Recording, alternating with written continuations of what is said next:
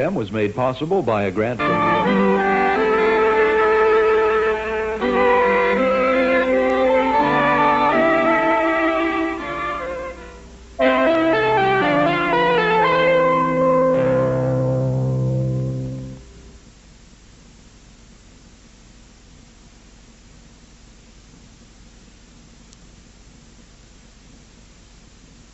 The quality choice in Northeast Ohio, TV 25.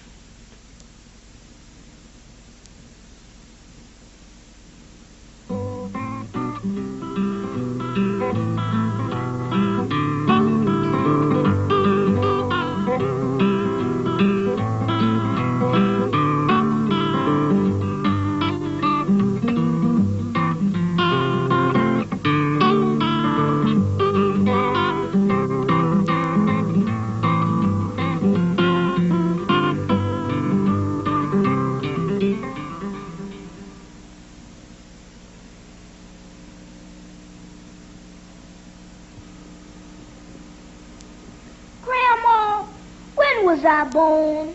You know that well as I do, Frederick. You was born about 7 years ago.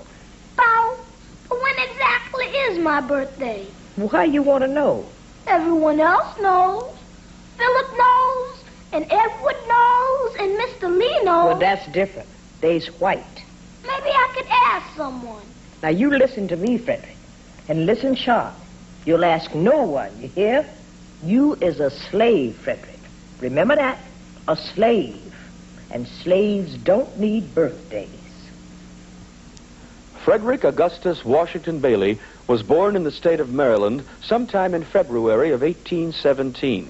He was owned by a white man whom the slaves called Old Master. Soon after he was born, his mother was hired out to a far-off farm, and he was sent to live with his grandmother Bailey. Now, it was his grandmother's job to raise children only until they were old enough to work. And so the day finally came when Grandma Bailey sadly took Frederick back to Old Master's plantation. He learned very quickly what it meant to be a slave. It meant sleeping on the dirt floor of a hut because he had no bed. It meant shivering in the winter because he had no warm clothes to wear. It meant being hungry all the time. Often he lay awake at night, his mind filled with the same old questions. Why am I hungry all the time? Why do I have to be a slave? Why are some people slaves and others masters? But then one day, Frederick thought up a new question. Aunt Katie? Can I get free if I praise for it? Depends on how you do it, son. Some folks praise with their mouths, and some with their hearts. But some folks praise with their feet. Yes, indeedy. Some folks praise with their feet. The old slave was talking about the Underground Railroad, which, of course, had no trains nor tracks. But it did have passengers and conductors, stations and station masters. The runaway slaves were the passengers. The conductors were men and women who led them north to freedom. And the stations were places where they rested and hid, usually the homes of people who hated slavery. These people were the station masters. When he was about 8, Frederick was sent to the household of Hugh Auld in Baltimore, Maryland, where his job was to look after the Auld family's little son, Tommy, and to run errands for Mrs. Auld. One day, Mrs. Auld began teaching Tommy his ABCs, and Frederick was allowed to listen. Soon he knew the alphabet as well as Tommy. Soon he could put the letters together to spell words. Hugh, you would be so proud of Freddie. Do you know he can read as well as Tommy? You are teaching Freddie to read? Oh, I thought you knew. Why, you'd be proud of the way that boy can... You must stop this at once. Never teach a slave to read. Learning will ruin him, make him unfit to be a slave. But he wants to learn. Learning will only make him unhappy. Next thing you know, he'll want to learn how to write. And once he can read and write, he'll want to be free.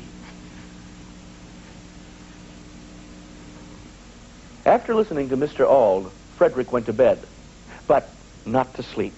His heart was hammering too hard. His mind was exploding with thoughts. You see, Miss Sophia had taught him the letters of the alphabet and his first small words.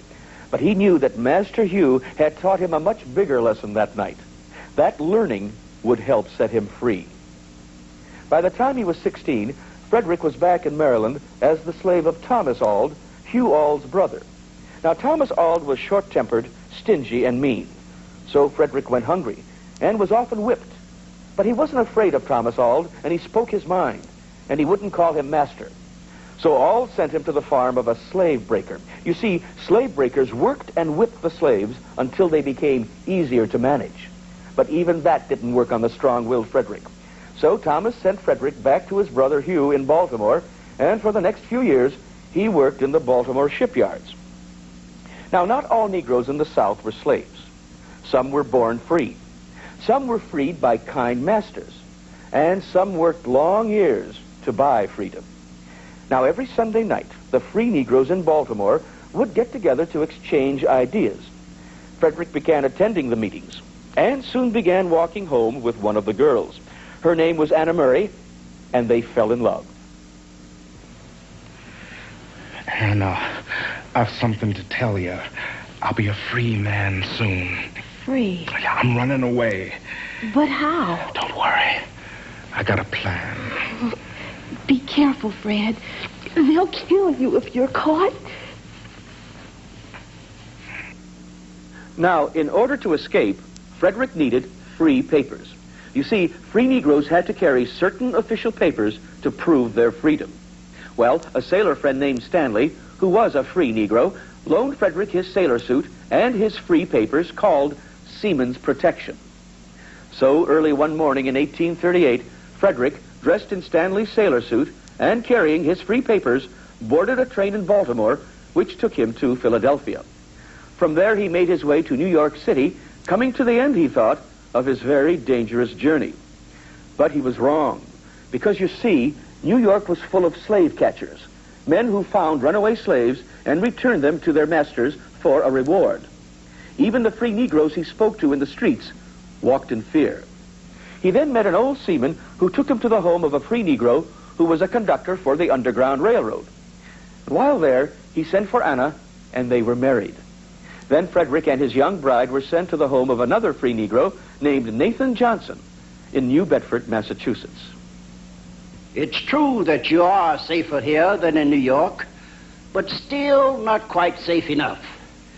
You'll have to change your name before you find a job. My mother named me Frederick Augustus Washington Bailey. That's out. Remember, the slave catchers are still looking for Frederick Bailey. Let me see now. I know. I've been reading a book called Lady of the Lake.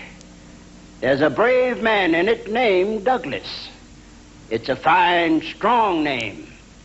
And I think it fits you perfectly. I like it.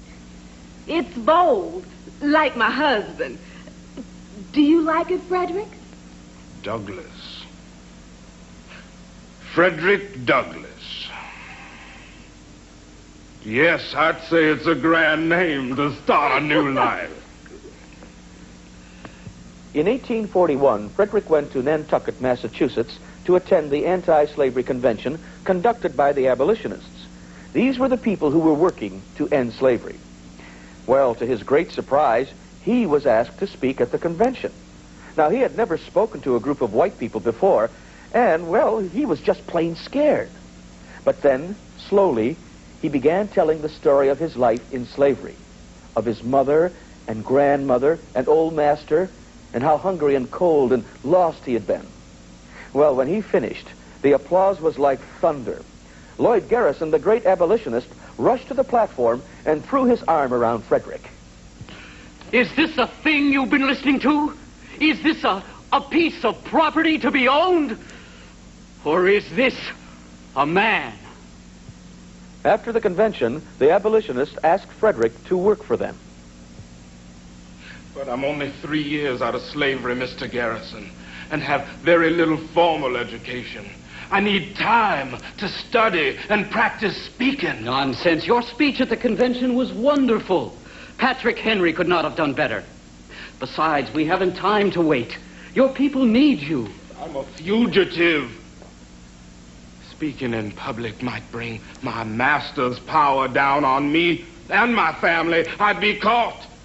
That is a real threat, I agree. But you'll never be free till slavery's ended. Can you turn your back on your people? Travel with us, Frederick. So Frederick went to work, traveling from town to town throughout the northern states. Too often he saw signs that read, "No Negroes allowed." On trains, he had to ride in special cars for blacks. These cars were called Jim Crow cars.